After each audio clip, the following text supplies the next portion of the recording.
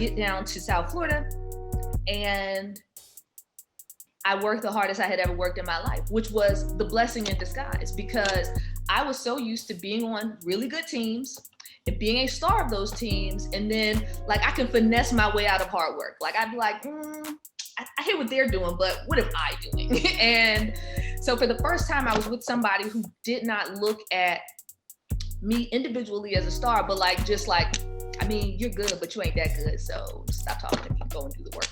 And he pushed me beyond like the limits of what I thought I could do. And I PR'd by a whole second in like 6 months.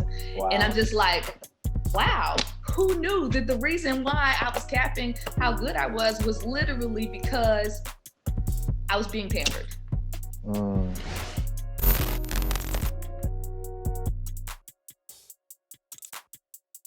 What's up, everybody? You're turned into another episode of ShineHard Conversations. We're on season 7, where I sit down with amazing thought leaders, influencers to inspire and mobilize the next generation of Black wealth builders. You all know here at ShineHard, our mission is to close the racial wealth gap, and we do that by helping you discover the wealth that you already possess. Our Legacy Accelerator is launching this summer. If you're interested in picking the low-hanging fruit of wealth for yourself and for your family, tap in to shinehardfamily.org. Today, I'm here with a very special guest, one of my best friends, one of my college teammates, college classmates. She is an Olympian. She's an entrepreneur. She is just an amazing all-around person. She's funny. I'll go on and on, but here today with LaVonne Idlette. Hi, LaVonne. Hi, how you guys doing? How you doing? So tell everyone about yourself. Give us a little bit more color to your bio.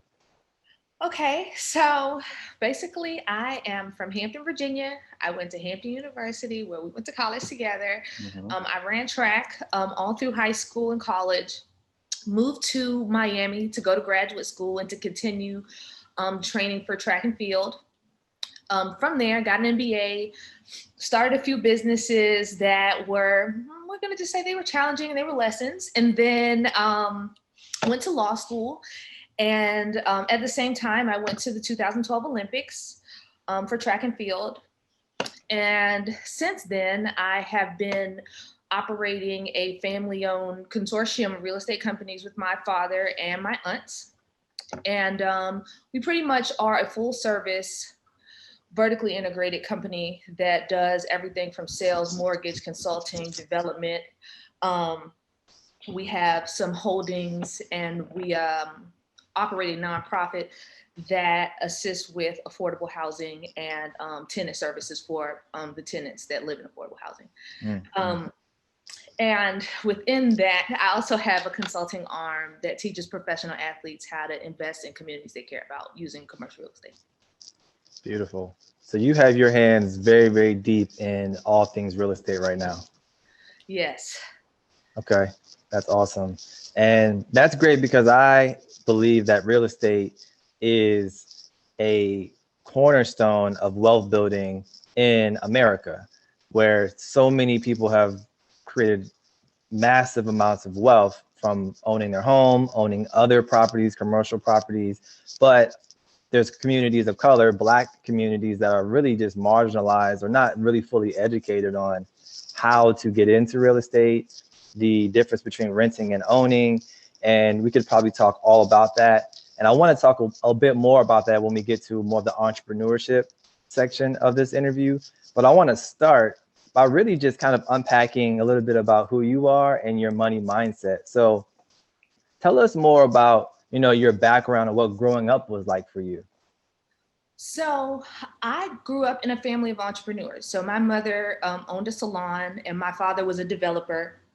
And my grandfather owned orange groves and was the chairman of the school board. So they're very focused on making sure you go to school, but also like figuring out a path to create money for yourself. So I was the kid selling candy and things in school growing up. I all like pulled out all of my teeth because I'm like the tooth fairy is a jig. Like I want to get the most money at one time.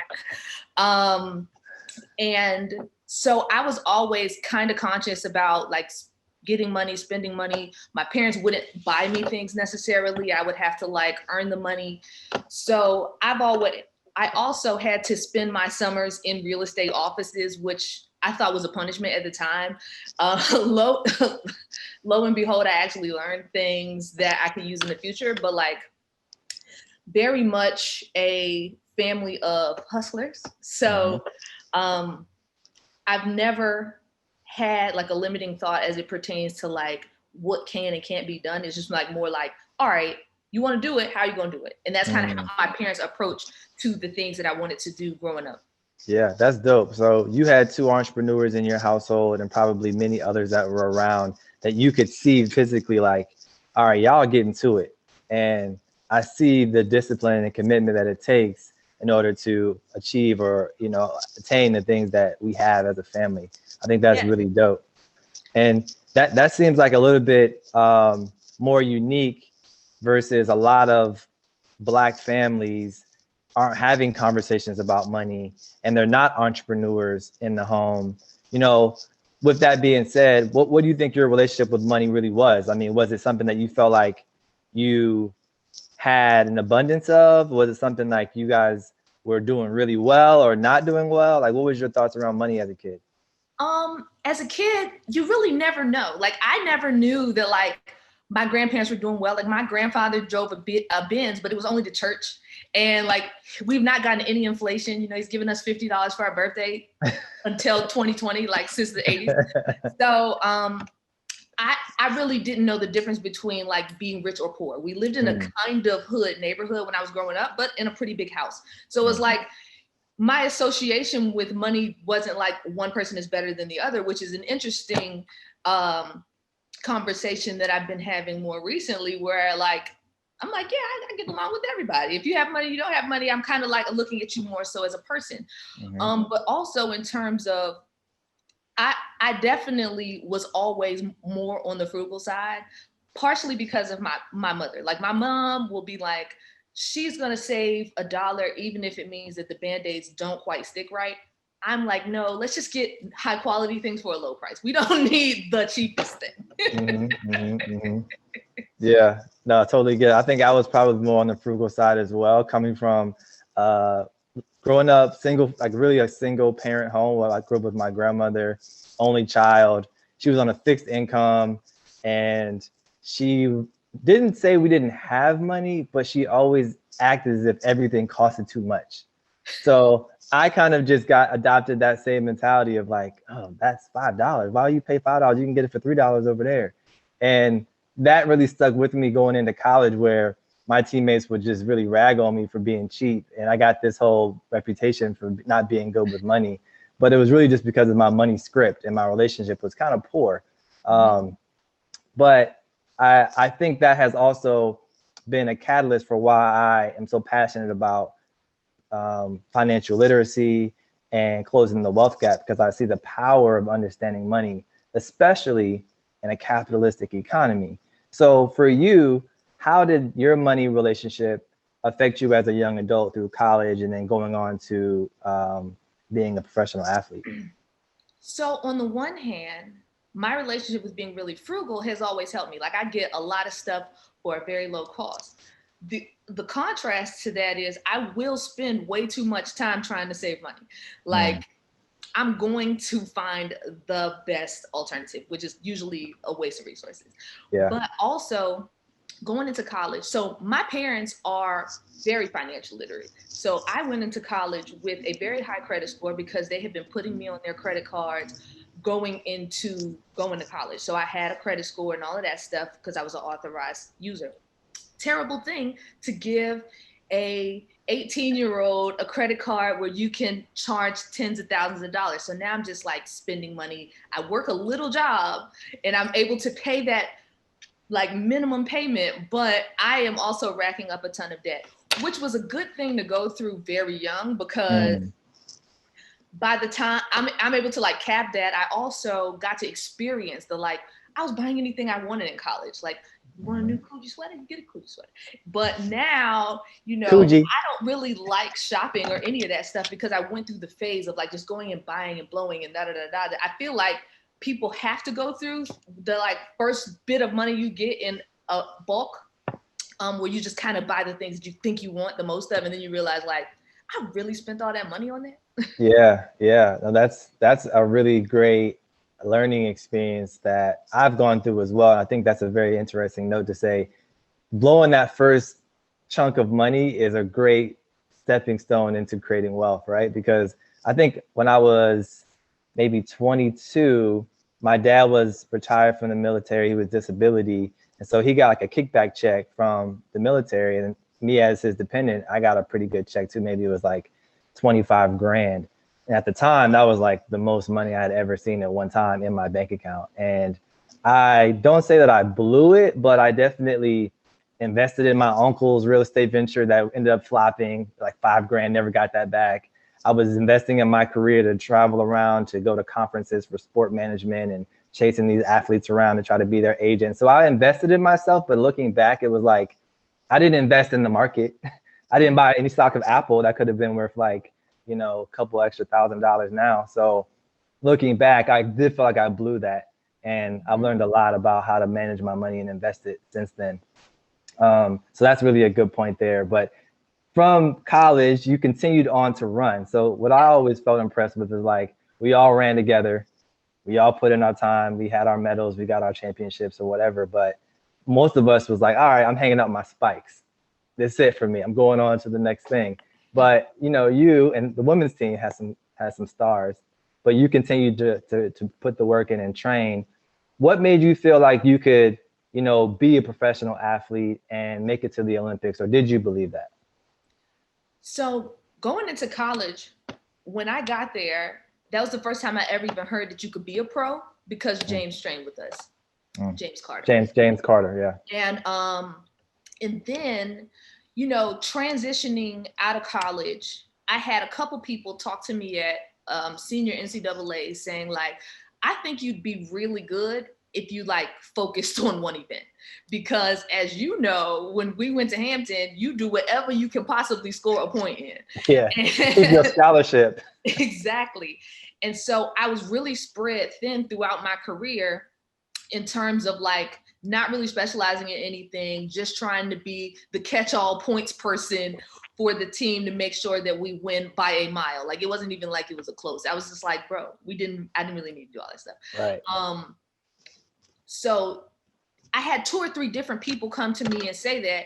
And I am a firm believer that sometimes people see things in you that you haven't seen in yourself yet, because I was definitely like, okay, that was fun, moving on my life.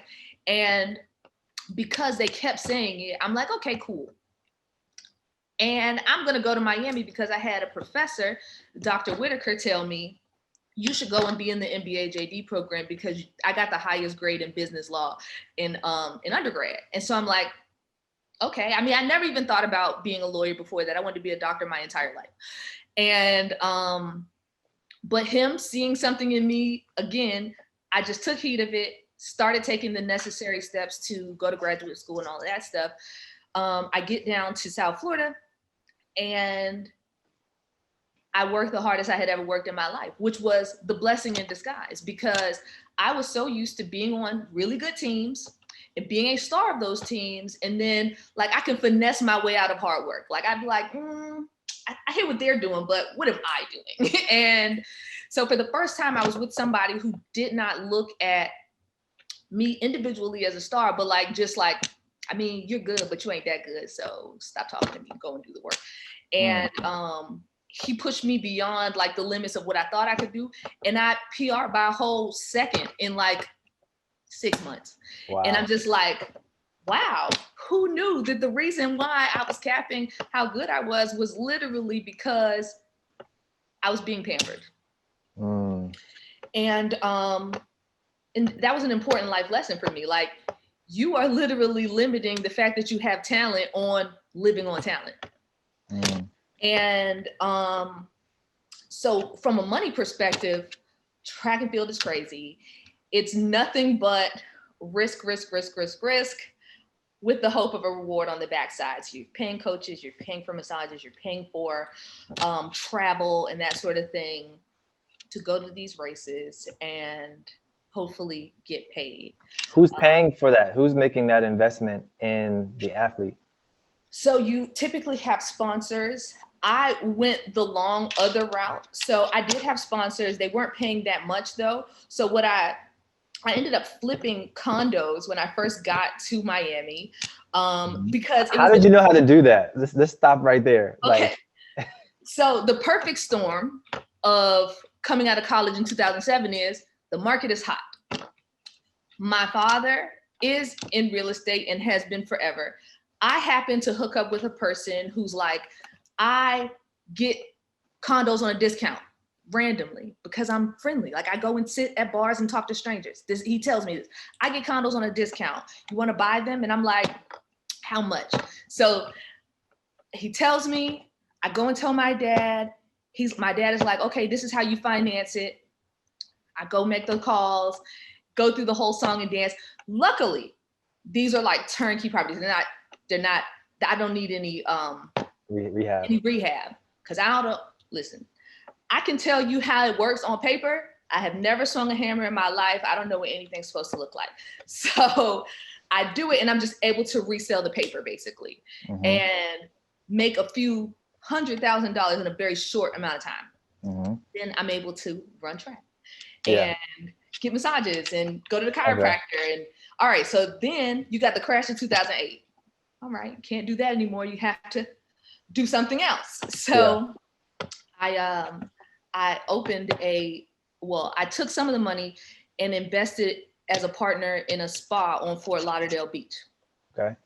We're just gonna say that was a great lesson on like, you need to know who you're marrying. So basically business is like marriage. It's a long-term relationship. You really need to know their relationship with money, how they deal with stress, how they deal with things. I had to walk away from that situation because I was going to beat her.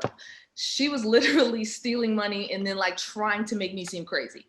And I'm like, okay, I've had about enough. And it's not so much money that I should go to jail, but it's definitely like, I was raised in the hood. There are principles to things like principalities to this shit, Smokey. Hey. So she's skimming off the top and you're financing this whole deal. Yes. So you're pissed. What? And meanwhile you're running track. So you're not really you probably like your attention is divided since you're doing multiple things. Yes. And so at the time I was on what you would consider to be like the Chitlin Circuit. So you take a bag and you go to Europe for 3 or 4 months at a time. And you ride trains between countries and you just running every 3 days. And so then you come back and even the accountant who happened to be her boyfriend was like, I want to look at that. All of a sudden there's no cash being collected. All of a sudden there's no cash. Because the only reason I really noticed was she called me and said she didn't have enough money to cover the lease for the month. And I'm like, how is this possible? Like we were doing great because we happened to be one of the only spas on the beach that offered full body waxing to men at the time. So it's in an area that is predominantly LGBTQA and they was loving it and we were always packed. So like, how's this possible? So how'd that end? Like what happened? Basically, so I walked away completely and I sold my portion of it to someone else who's like an active stylist. And so I took the loss, which was a blessing because that paper loss, I was able to like write off on my taxes for a few years. I see. Yeah. So you learned a good lesson, but meanwhile, you're on the Chitlin Circuit and on your way to the Olympics. So 2012 comes, you're at the, which was that Rio? No, it was London. Oh, London Olympics. Oh, yeah, 2012. I remember where I was that day. And you're a hurdler for the Dominican Republic. what did it feel like to compete at the highest level, and what lessons did you learn from that? So the one thing that I learned was, so number one, we have world championships for track and field. So we race the same people all the time, every year. The bookend years has a world championship. So I'd already been to the world championships 3 times by then. And, but the Olympics was the ultimate test of like knowing how to manage your own temptations, because you're in London for a month with every other athlete in the world, and there's so much to do. Everybody wants you to come to their events. There's free McDonald's, there's free food, you know, everything's open bar, and you're literally like, you got practice. You still have to compete, pulling you every single day. Wow. Yeah. It was a great experience, but I definitely lost all focus once I was on the other side of the credentials stack, like hanging out with the whole basketball team, which luckily ended up being like a lot of clients that I got in the future. So, you know, it paid off. You fell victim to temptation, but there was an ROI on the back end. Yes. Heard you. So speaking of your clients, let's transition into the entrepreneurship conversation. I feel like every American, Black American specifically, should have an additional stream of income. Not everyone needs to be a full-timer, because some people are rock star employees. But if we're ever going to close the racial wealth gap, if we're ever going to really accelerate our net worth and our legacy as a family, we have to create more income for ourselves. And there could be passive opportunities to do that. It doesn't have to be me trading time for money all these different places. It can really be some investments that create passive streams, right? And so you're doing that. And I think real estate is a great way to establish that. Let's talk more about your company, First Class Group, and how that came about. And then we'll talk more about some investment strategies. So how it really came about was that I had a lot of friends who were athletes, and they all knew I was in law school, and they were all like, can you come with me to this meeting? Or can you read this for me? Or can you talk to my manager or my mother or my somebody about something that I don't want to do? So I become like the buffer. I'm the no person. Like, no, you can't get no S550 this year because that's not in the budget. Or because they get approached so much with these deals of a lifetime that they don't know whether it's a deal or a lifetime or a scam artist, which most of the time it's not either. It's kind of like, I mean, if you want to do it, you can do it, but it's not like, so. Are these like professional, like football, basketball, track? What type of athletes are we talking here? So it started off as basketball and track.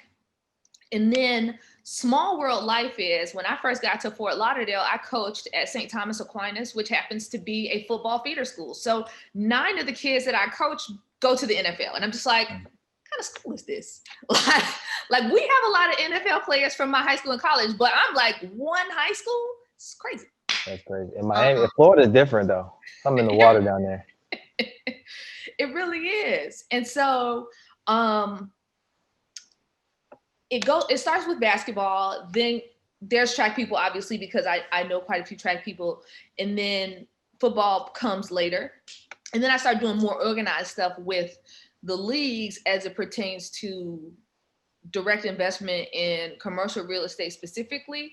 But over the course of like 5 years, I begin to niche down that like, I don't want to be a business manager for athletes. I definitely don't want to be an agent. I want to help you guys learn to invest in the communities you care about. That's it. Like everything else, there's somebody else for that. I will help you find those people, but that's not my lane. And so that's kind of how it started. And then I just got to the point where I'm like, okay, let me show you guys how to use, with the fact that you have capital, you don't actually have to use it, but you have it.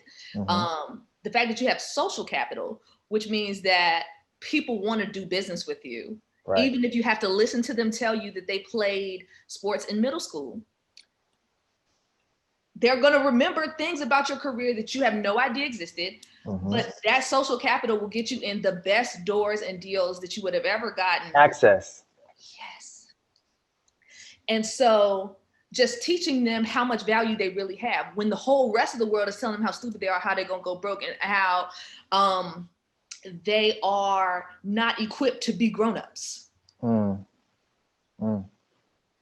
because those sports in particular happen to have nothing but faces that look like ours, I really find that offensive. So, which is very interesting because the majority of sports leagues in America are predominantly Black, yet the owners and the coaches are predominantly white. And I'm a firm believer that Black people should own businesses in industries where the predominant consumer or employee is Black. It only makes sense. So I love seeing a woman of color in this field and really advocating for ownership for others in this field as well. But specifically, like now, all that said, what is your role and like what is your primary service and who are you offering it to? Right. So my role now is I teach them, and they come to me for advisory services in the purchase of businesses and real estate. My advisory service is more like objective advice. So I will look at a deal that you have or find a deal for you in a specific area because that's the area you care about, and make that, find the opportunities that are risk mitigated to get you the cash flow that you need to continue the lifestyle you have. Because we all know that, playing sports is sexy, it lasts very short. Right. So we need to know how it's possible for you to continue to spend $10, $20, $40,000 a month when those game checks stop. So that's kind of my premise. I start with, how much money are you spending? All right, we're going to just replace all of that with these income streams. And then only from a very small amount of the capital that you have that's investable. So that is literally what I do all day for the most part. And that sounds like a lot of fun. Put it together, huh? That sounds like a lot of fun. It is fun because the one thing about the guru-ness of real estate these days is almost everybody tells you not to invest in the hood, where almost everybody that is within the scope of my influence are from the hood. They're like, I care about this community. You should be investing in the hood. All the real money's in the hood. That's why it's mainly Jewish owned. So you should definitely own a piece of the communities you care about and get the returns and you have that care. So the piece that's the most important for me is the impact part. So owning affordable housing in the hood, when you care about it, means that you treat your tenants like people. And you care whether they have roaches and rats or holes in the floor and all the things that like the general investor in affordable housing does not care about, because they came there for the tax credits. And it's really a lot of tax credits and a lot of benefits to invest in the hood and to invest in low income housing. You just have to have that balance of like caring about the families and the people and the outcomes that they have by living there. So if you give people a nice place to live, it helps with that outlook of like hope. The worst part in the hood that we have right now is hopelessness. So you have situations where for instance, I saw on Twitter about the 13 and 15-year-old girls who were in the hijacking, who in DC, the man ends up getting killed. A 13 to 15-year-old who even knows what a hijacking is a systemic problem. That starts with like, you probably have hopeless parents who are just busy. It's not that they don't care about you. They're always at work. There's other pulls on them. And so like housing being the centerpiece, job creation being the second piece, having things to do for the youth outside of school being the third piece, is how in my mind, you create the economic development in those areas to change most of the problems that we look at as like a microcosm. Like, oh my gosh, so much gun violence. People are not just shooting people for no reason. Like, what are you talking about? Silly. And I think that's a solid framework to build within. And it really has to start with us, because we already know we can't rely on other communities to come in and have our best interests at heart. So kudos to you for that conversation.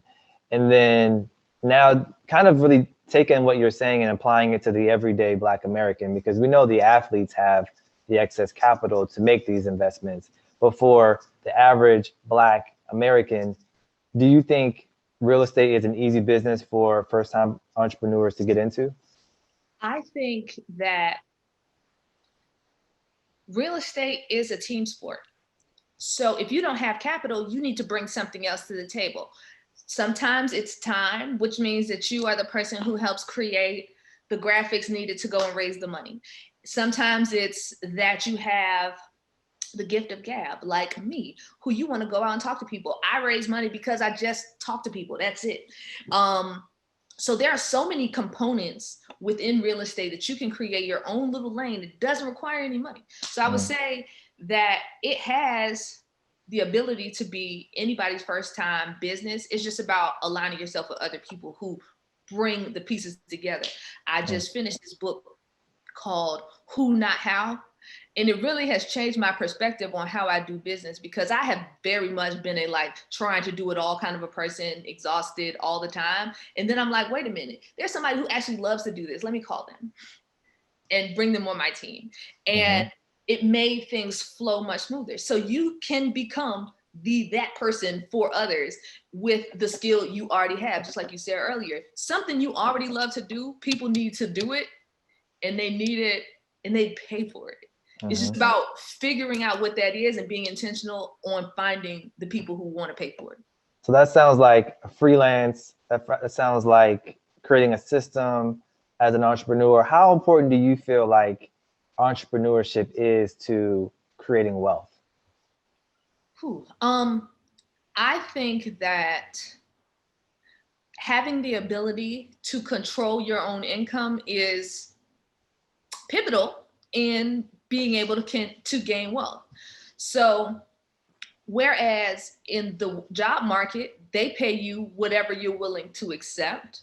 So I try to tell people all the time, why do you think they have job postings that say you need a master's degree and they're going to pay you $15? It's because somebody with a master's degree is willing to take that job.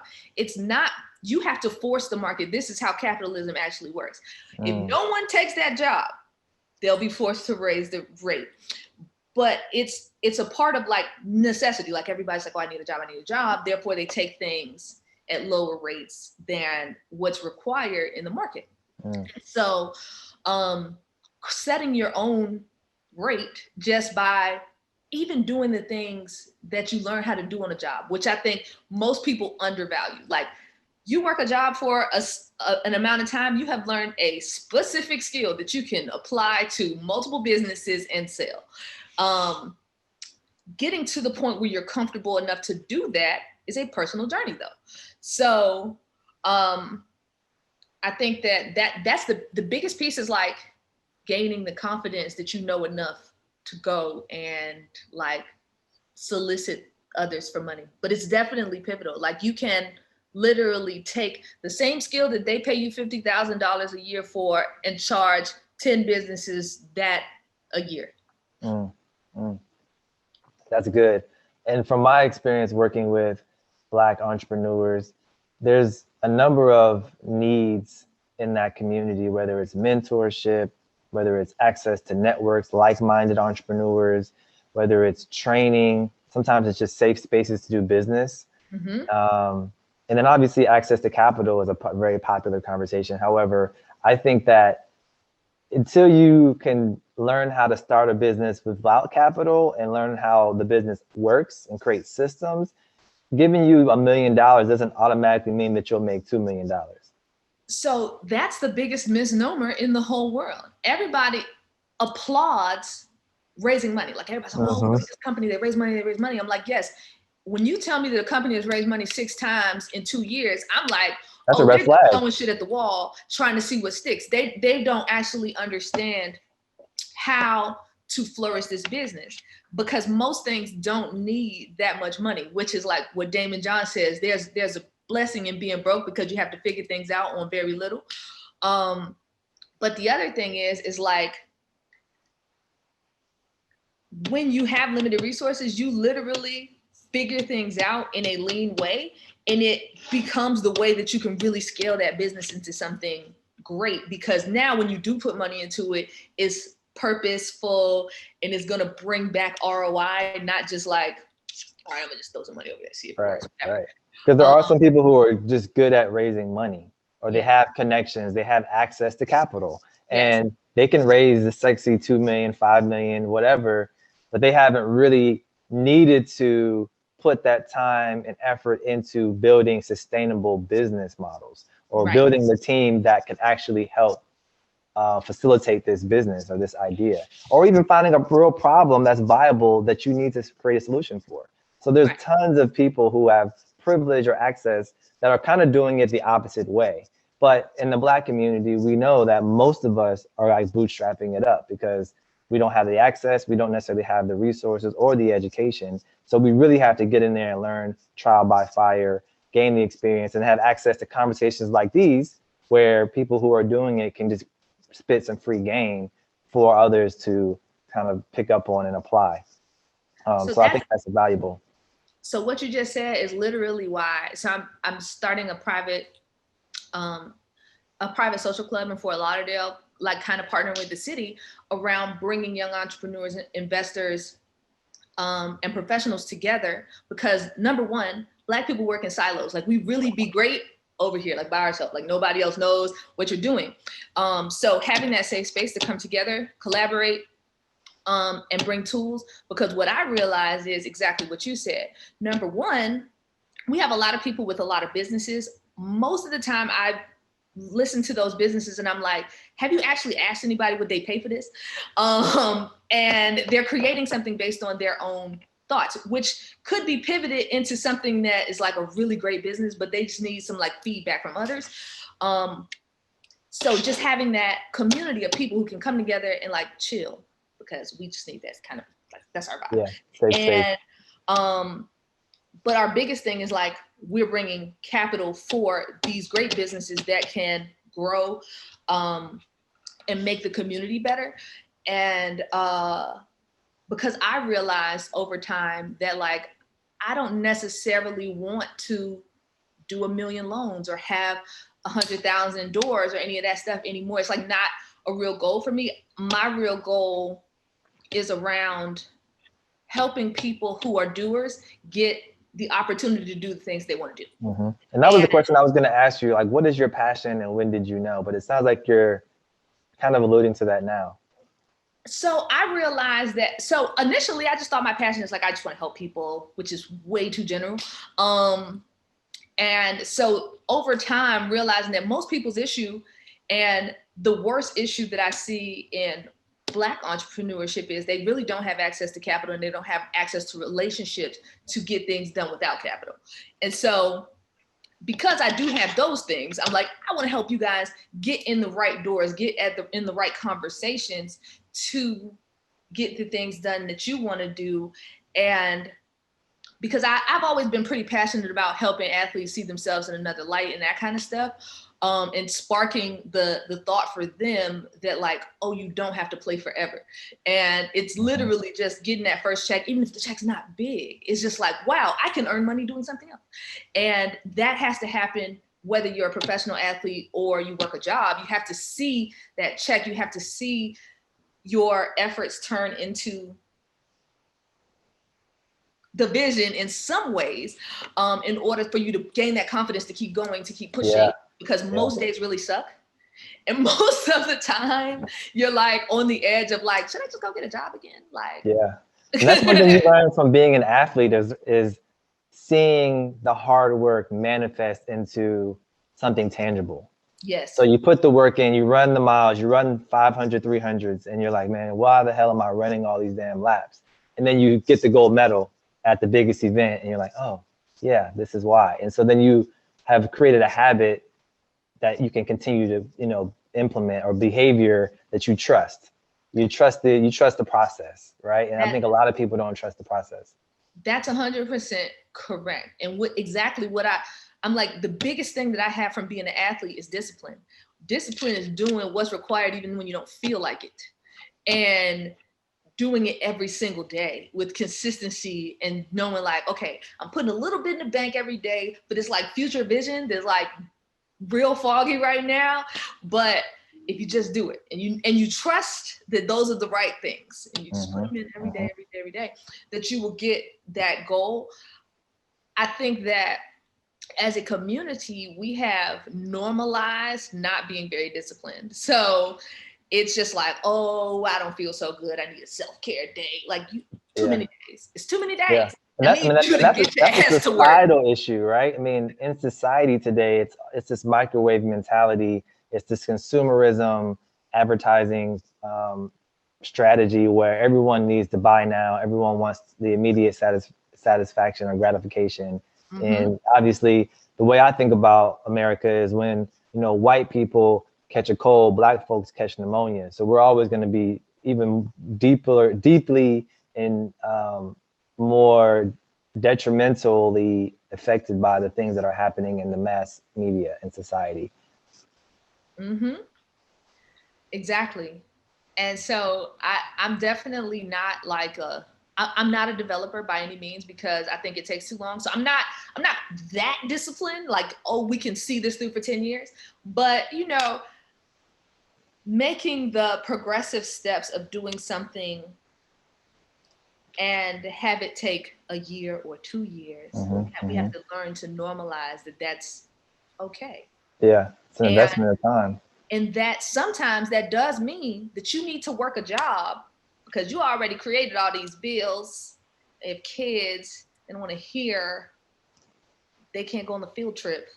You know what I'm saying? And so it's like, we do have to realize, like, because you are behind in some aspects where you gotta figure it out while having to do other things. What's your greatest fear?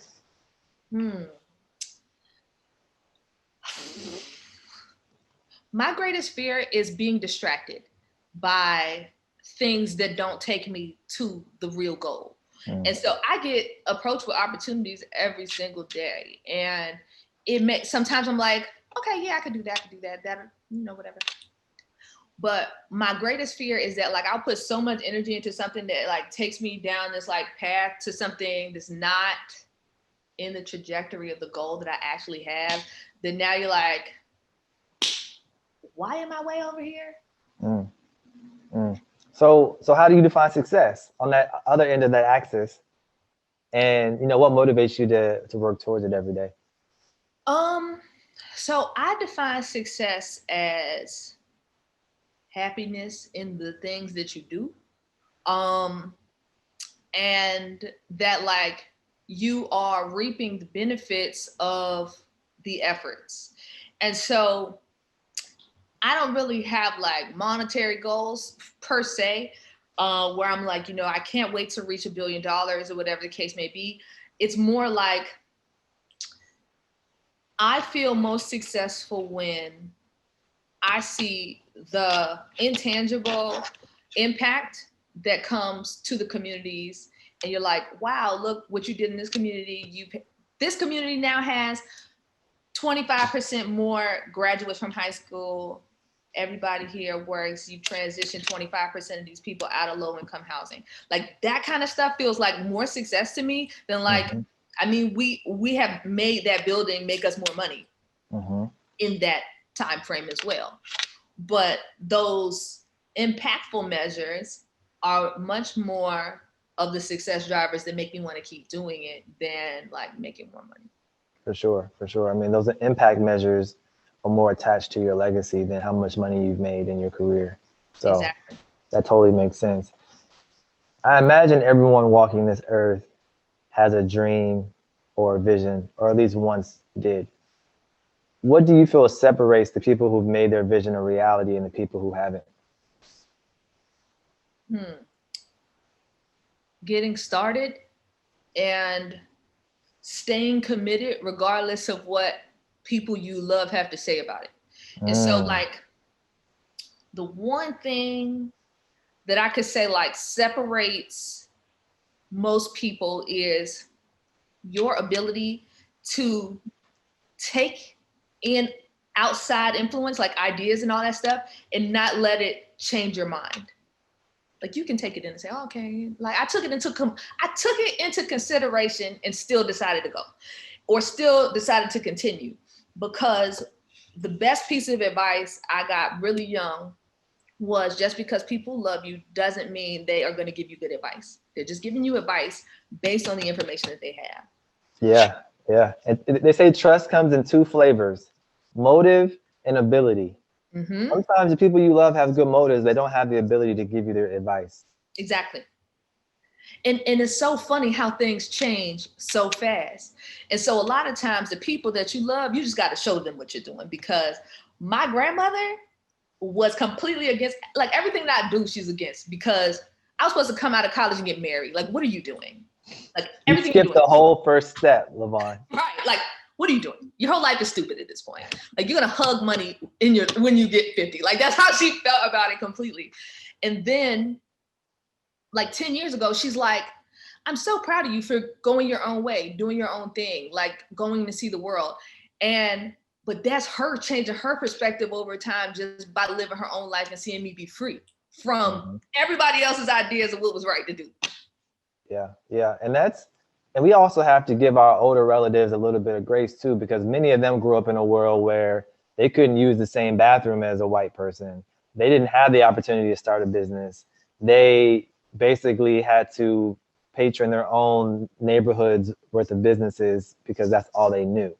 That's an interesting point, because so me and my grandfather have deep discussions about this now, because I tell him the real reason I'm not afraid of anything is because of him, because he was able to carve out the ability to make money, start businesses and all that in a time where like the city he lives in still segregated today in the 50s. And so I'm like, if you can make it through when people actually thought lynching you was cool and they could like hang around and watch, I have nothing to be afraid of. And he's like, yes, literally the reason you're allowed to drive that Porsche in this neighborhood is because of the nonsense that I had to go through over that time. And how we think that desegregation was the best thing that happened to the world, but it was the worst thing that happened to the Black business, because the moment that we had the ability to shop downtown because we wanted to shop downtown so bad, we stopped patronizing the local stores, the Black-owned stores in your own community. And we're just like, you know, that FOMO, that, oh my gosh, I've been missing out on this like JCPenney's. Well, because it's been glamorized and it's been, you know, mass media has created this to be the life and luxury and leisure that we were excluded from. Yes. And our businesses are second class in our own minds. Yeah. And they say white ice is colder. Exactly. I tell people all the time, with the same energy that you go around generalizing Black business, saying, this is why I don't go to Black businesses because of, let's say, bad customer service at one specific place. I'm like, why you don't have that same energy? Because I know you get treated bad at the Chinese place because they do not care about customer service. Why you don't have that same energy when you didn't get talked to at BMW? Why you don't have that same energy when it comes to anything besides your own people? You're loud. I'm talking about Yelp scored 1 star loud. Yeah. When it comes to your own people versus anybody else, you're like, oh man, it was just this particular day, this particular restaurant. We don't give ourselves grace. Right. And I think that that's our biggest disservice, which I tell people all the time, because you know that the perspective that we have to have is always that we don't get second chances. It's not a 9-life cat thing where, like, I know people in real estate and in finance who have been to jail and can come out of jail and raise another $100 million. Like literally, like they gonna act like it didn't happen. Like, wait a minute. Am I the only person that remembers that he steals? White collar crimes, they different. You white collar crime, you'll go to jail 4 years, come right back out and be right back at it, and like no one even blink. Yeah, I'm confused. But let that have been a person of color, just like Robert Smith. Robert Smith was in a ring with 17 other people moving their money offshore. Robert Smith named big, bold, tax evasion. He did this, and this. That happens every single day. Mm-hmm. Mm-hmm. Offshore banking is not like a term because there's 5 people doing it. It's hundreds of thousands of people doing this. And I'm just like, we don't get the grace of being able to do things in silence. Like, okay. Right. Well, you know, that feeds into stereotypes that create an unconscious bias in the minds of our own Black community members. And it's no new phenomenon that they say white ice is colder, but because that's been happening since the dawn of the Civil War. And we are still attempting to overcome that.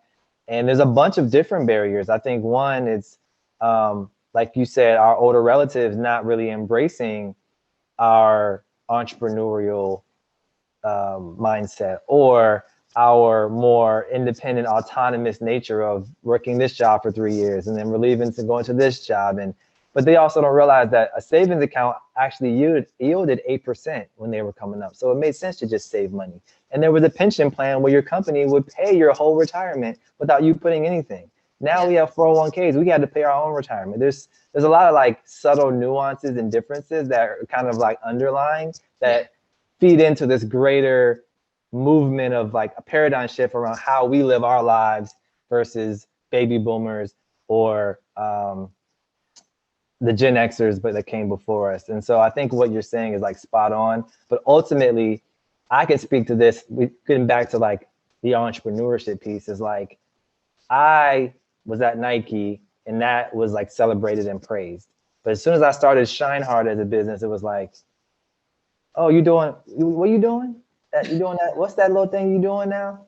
It wasn't like acceptable because it didn't have a brand name. They couldn't tell people at church that I was working at ShineHard because it meant it had no social capital to them. You know, it's like he's unemployed. That's hilarious because for a very long time, I'm almost certain the people who goes to my grandma's church thought I sold drugs. Like they're like, what kind of person don't work and all they do is fly around? Like, oh yeah, you run track. Mm-hmm. Right. What is it a mask for? Exactly. Yeah.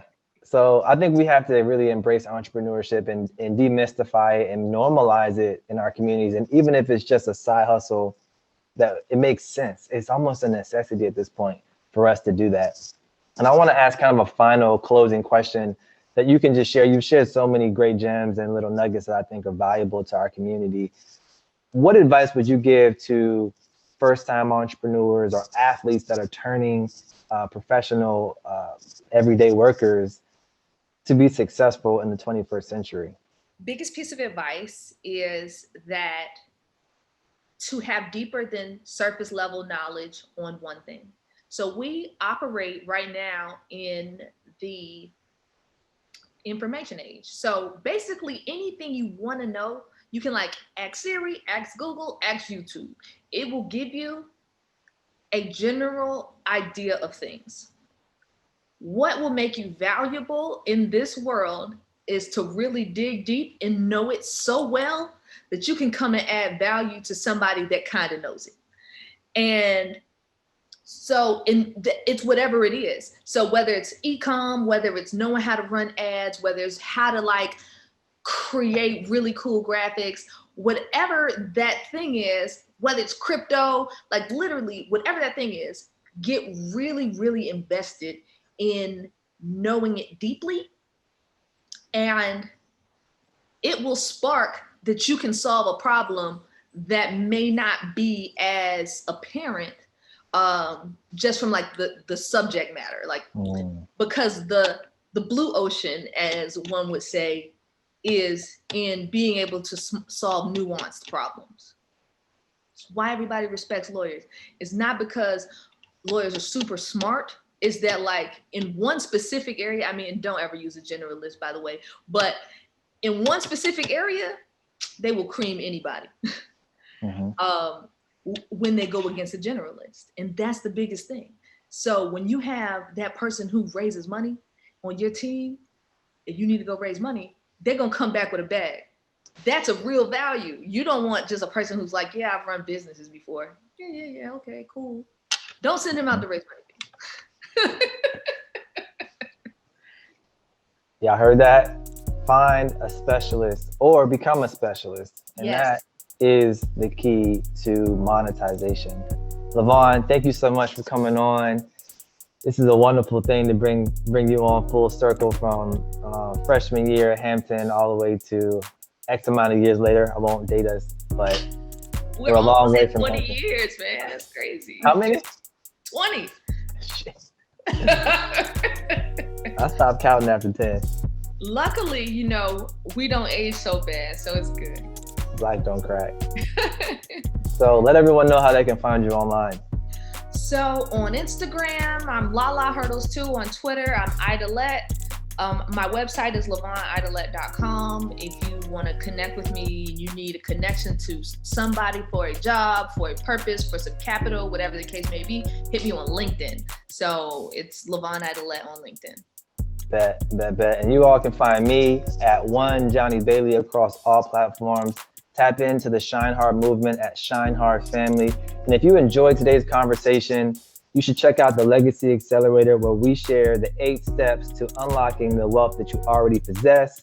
We'll see you guys next week. Stay blessed, stay woke, and remember, we are the leaders of right now. Peace.